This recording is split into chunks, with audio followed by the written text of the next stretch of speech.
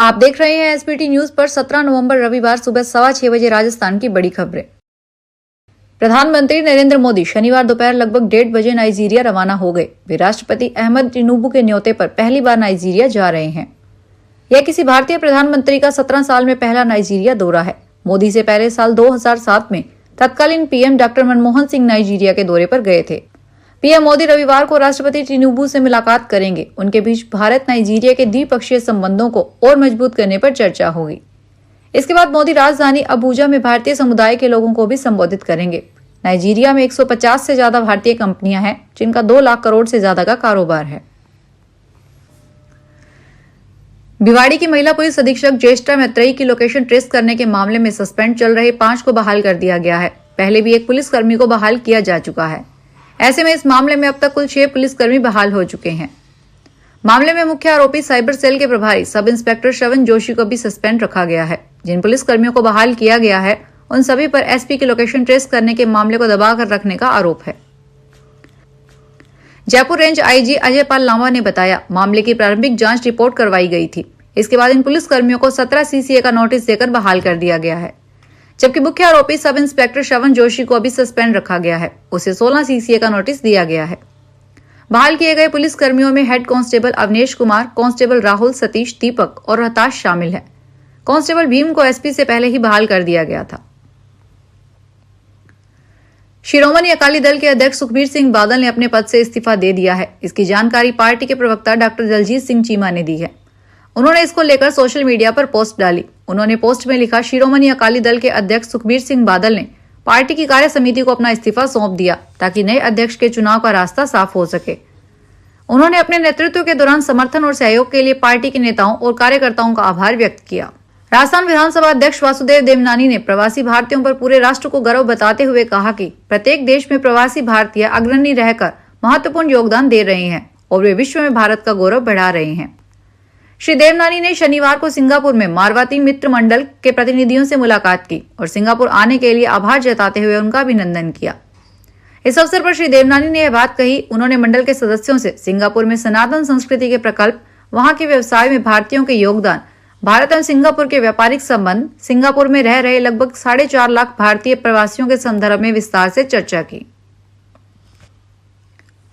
Baspa supremo Mayawati ने Rajasthan high court द्वारा जाति सूचक शब्द कहने वाले आरोपियों के ऊपर SC/ST एक्ट को हटाने के फैसले को लेकर सरकार पर निशाना साधा है। मायावती ने भाजपा और कांग्रेस की सरकारों को घेरते हुए अपने एक्स हैंडल पर बयान जारी कर कहा कि दलित और आदिवासियों के साथ होने वाले अत्याचारों को लेकर यह दोनों सरकारें कभी गंभीर नहीं रही।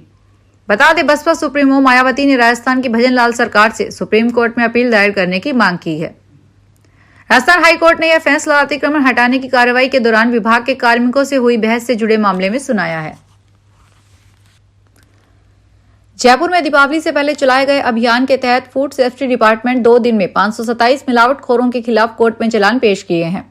विभाग की अलग अलग टीमों ने इस मामले में अगस्त से लेकर अक्टूबर तक सैंपल लिए। इसकी जांच में ये सब स्टैंडर्ड अमानक और फेल पाए गए।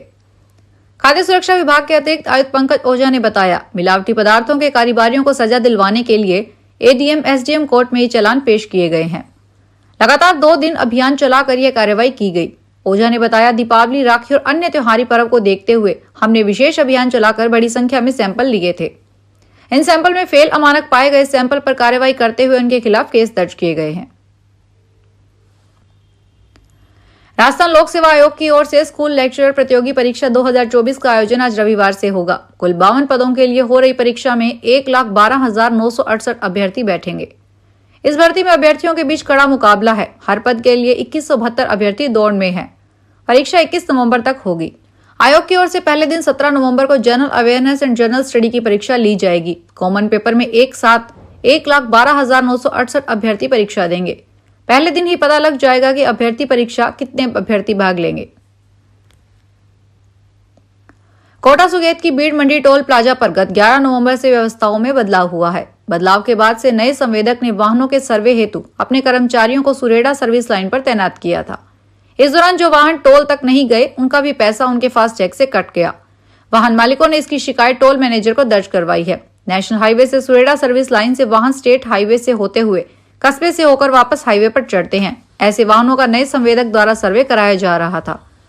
इस दौरान 2 वाहनों को बगैर टोल पर गए भी फास्टैग से पैसा कट गया। पैसा कटने का पता वाहन चालकों को मध्य प्रदेश जाने के बाद मैसेज आने पर पता चला। वाहन चालक ने इसकी शिकायत दर्ज करवाई। नए संवेदक के कर्मचारी वाहनों का सर्वे कर रहे थे। इसकी शिकायत पुलिस के पास भी पहुंची। पुलिस ने सर्वे कर रहे कर्मचारियों को थाने ले जाकर पूछताछ की।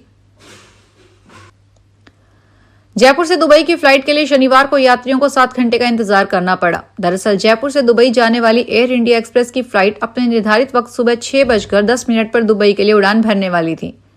एयरक्राफ्ट नहीं होने की वजह से लगभग 7 घंटे बाद फ्लाइट ने दोपहर 1 बजे दुबई के लिए उड़ान भरी। दरअसल एयर इंडिया एक्सप्रेस की फ्लाइट रात 12:50 पर जयपुर एयरपोर्ट पर पहुंचती है। इसके बाद फ्लाइट सुबह अपने निर्धारित वक्त 6:10 पर दुबई के लिए उड़ान भरती है। शुक्रवार रात भी फ्लाइट अपने निर्धारित वक्त पर ही जयपुर एयरपोर्ट पर पहुंची थी। इस दौरान एयर इंडिया एक्सप्रेस की जयपुर से चेन्नई के लिए उड़ान भरने वाली फ्लाइट में तकनीकी खराबी आ गई। कोटा के हाईकोर्ट बेंच की मांग को लेकर शनिवार को वकीलों ने कार्य का बहिष्कार किया। अभिभाषक परीक्षक अध्यक्ष मनोज पुरी ने बताया कि हाईकोर्ट बेंच पर पहला हक कोटा का बनता है, क्योंकि क्षेत्रफल की दृष्टि से कोटा बड़ा संभाग है। हाईकोर्ट में कोटा की पेंडेंसी सबसे ज्यादा है। संभाग के आदिवासी लोग दूर दराज से न्याय के लिए जयपुर जाना पड़ता है। उनको काफी परेशानी होती है, साथ ही काफी पैसा और समय खर्च होता है। कोर्ट में तारीख बदलने पर उनका मनोबल गिरता है। उनको लगता है कि न्याय की प्राप्त करने जा रहे हैं या दंड भुगतने जा रहे हैं। मनोज ने कहा कि एक तरफ सरकार की मंशा है हर व्यक्ति को त्वरित, सुलभ व सस्ता न्याय मिले। केंद्र सरकार की भी जल्द विकेंद्रीकरण की नीति है। हमारी मांग है कि कोटा में जल्द से जल्द हाईकोर्ट बेंच की स्थापना हो ताकि लोगों को त्वरित, सस्ता और सुलभ न्याय मिले। राजस्थान के सीएम भजन लाल शर्मा ने तोहफा दिया है। उद्योग एवं वाणिज्यिक विभाग के पीएम विश्वकर्मा योजना के अंतर्गत बैंकों से ऋणी लाभान्वितों के लिए उनके द्वारा चुकाए गए ब्याज पर 2% अतिरिक्त अनुदान देने संबंधी आदेश जारी कर दिए।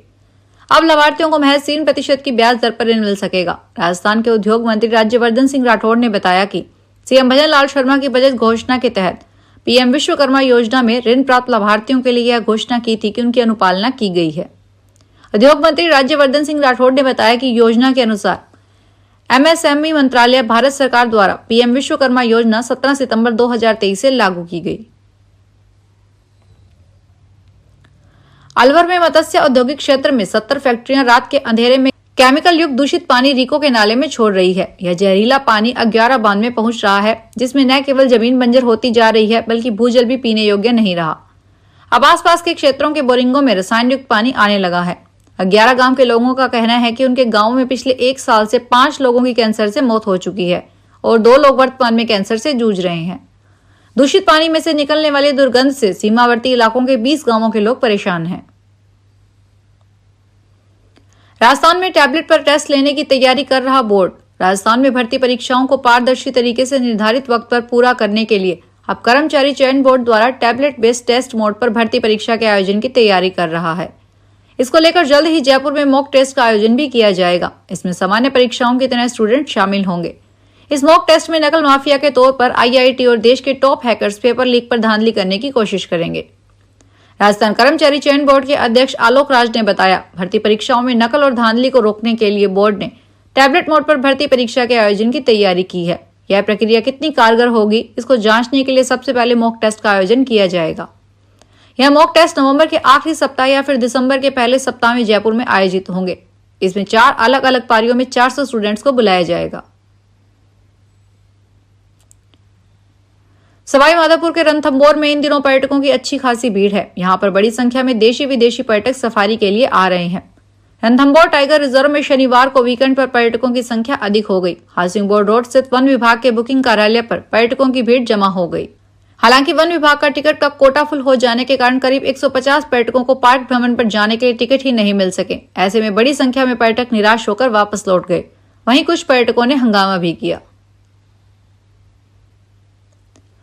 देवली उनियारा विधानसभा उपचुनाव की 23 नवंबर को होने वाली मतगणना को लेकर जिला निर्वाचन अधिकारी कलेक्टर डॉक्टर सौम्या झा और एसपी विकास सांगवान ने शनिवार को मतगणना स्थल बहीर रोड राजकीय पीजी कॉलेज का निरीक्षण किया। उन्होंने भारत निर्वाचन आयोग के प्रोटोकॉल का पालन करते हुए स्ट्रांग रूम और मतगणना कक्षों की सुरक्षा व्यवस्थाओं का जायजा लिया। उन्होंने मतगणना स्थल पर स्थापित सीसीटीवी समेत संपूर्ण परिसर का निरीक्षण कर व्यवस्थाओं को देखा और निर्देश दिए। जिला निर्वाचन अधिकारी ने मतगणना के लिए कमरों को व्यवस्था को जांचा एवं फर्नीचर, बिजली, पेयजल, जनरेटर एवं सुव्यवस्थित बैठक व्यवस्था के निर्देश संबंधित अधिकारियों को दिए। फिलहाल बड़ी खबरों में इतना ही। ताजा खबरों को देखने के लिए चैनल को सब्सक्राइब करें। देखते रहिए एसपीडी न्यूज। धन्यवाद।